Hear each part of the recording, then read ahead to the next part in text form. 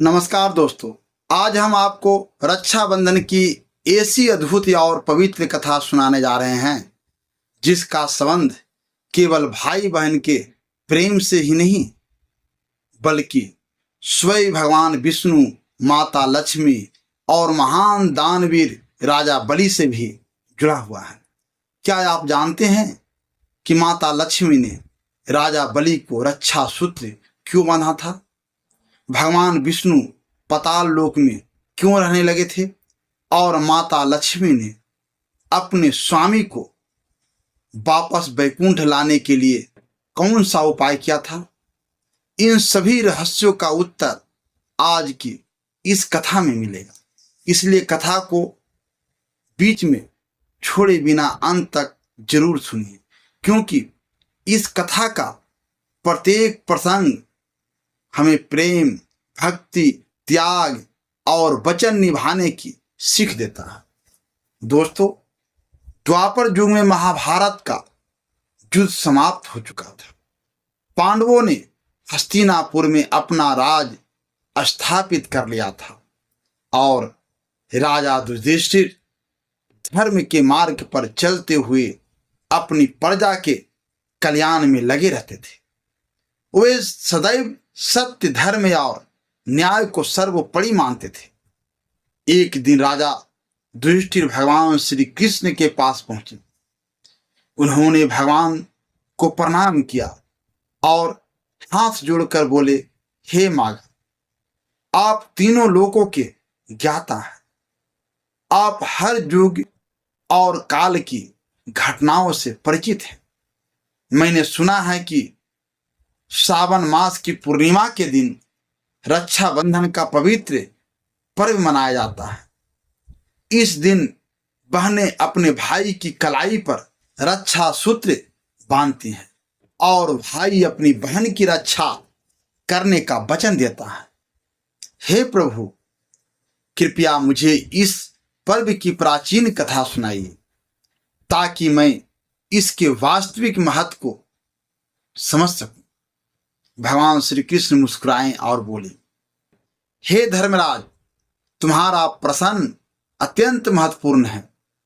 रक्षाबंधन केवल भाई और बहन के प्रेम का पर्व नहीं, बल्कि यह रक्षा, वचन, भक्ति, त्याग और धर्म का भी प्रतीक है। इस पर्व से जुड़ी एक प्राचीन कथा है जिसका संबंध महान दानवीर राजा बलि और माता लक्ष्मी से है। तुम ध्यान पूर्वक सुनो, मैं तुम्हें वह कथा सुनाता हूं। हे युधिष्ठिर, प्राचीन काल में देवताओं और दानवों के बीच लगातार संघर्ष होता रहता था। दोनों पक्ष अपनी शक्ति बढ़ाने के लिए सदैव प्रयास करते रहते थे।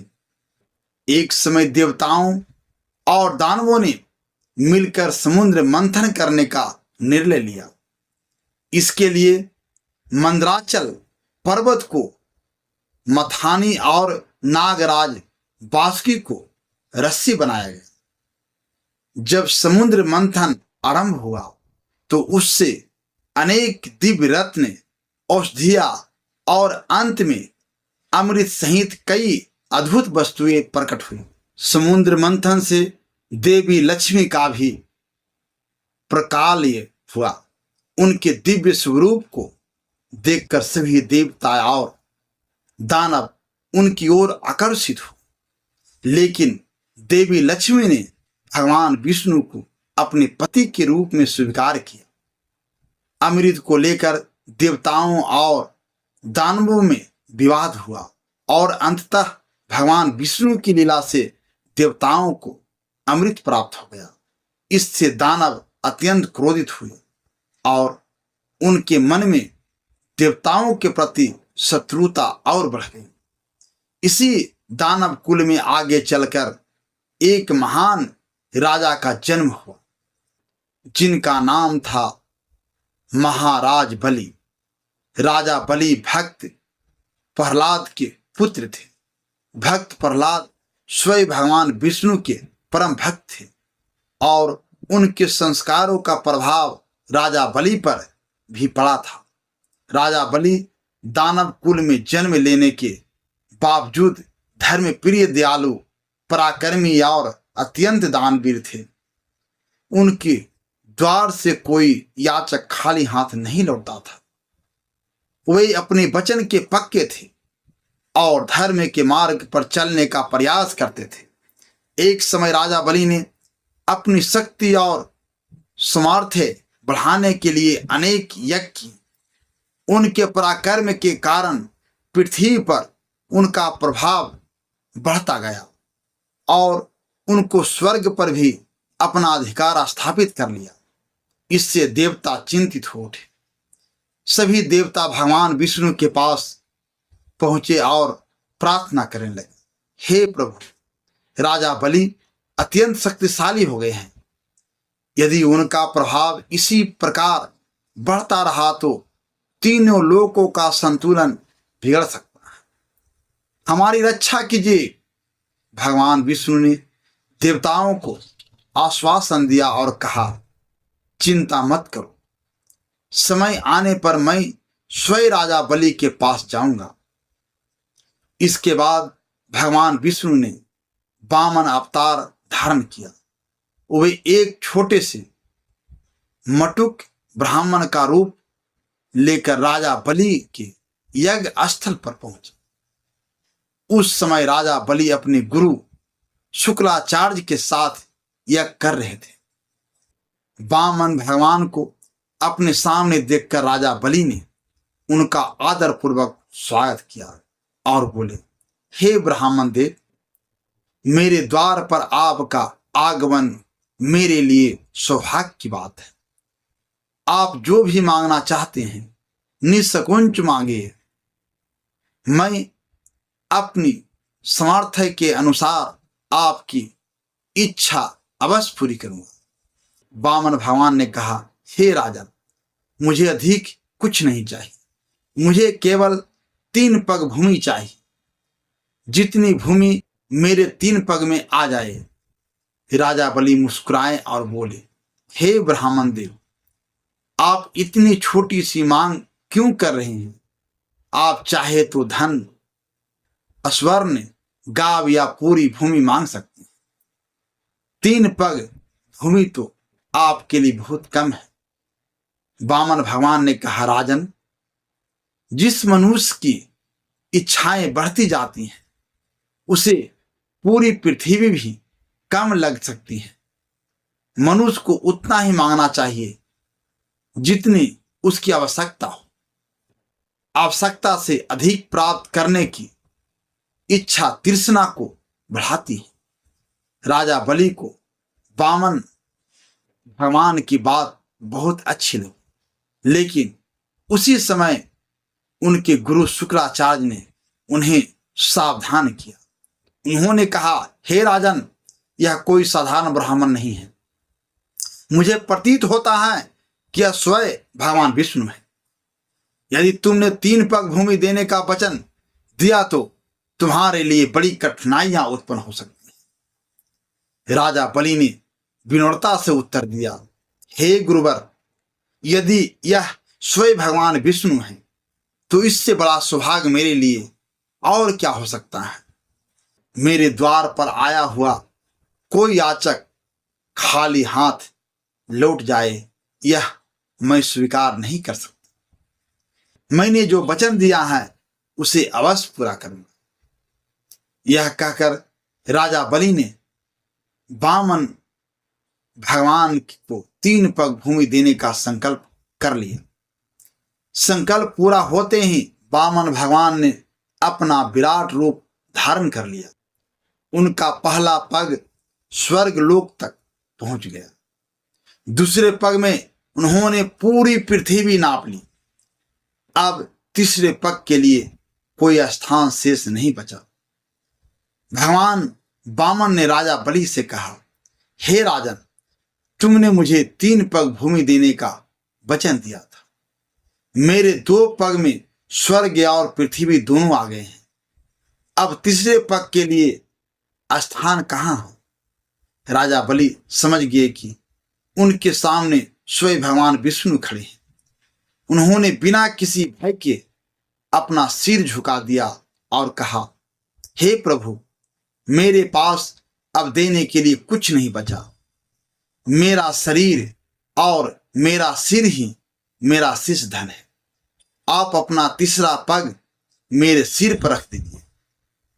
राजा बलि के इस त्याग और वचनबद्धता से भगवान विष्णु अत्यंत प्रसन्न हुए। उन्होंने अपना दिव्य चतुर्भुज रूप प्रकट किया और राजा बलि को आशीर्वाद देते हुए कहा, हे महाबली, तुम्हारी दान वीरता और सत्य के प्रति निष्ठा ने मुझे प्रसन्न किया है। तुम महान हो। मैं तुम्हें वरदान देता हूं कि आने वाले स्वर्णी मनंतर में तुम्हें इंद्र का पद प्राप्त होगा। अभी तुम सुतल लोक में निवास करो।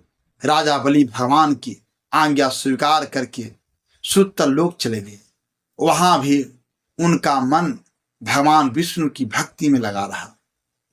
भगवान विष्णु राजा बलि की भक्ति और वचनबद्धता से इतने प्रसन्न हुए कि वे स्वयं सुतल लोक में उनके साथ रहने लगे। राजा बलि के लिए यह सबसे बड़ा सौभाग्य था। वे प्रतिदिन भगवान की सेवा और भक्ति में लगे रहते थे। उधर भगवान विष्णु के वैकुंठ से दूर रहने के कारण माता लक्ष्मी चिंतित हो गई।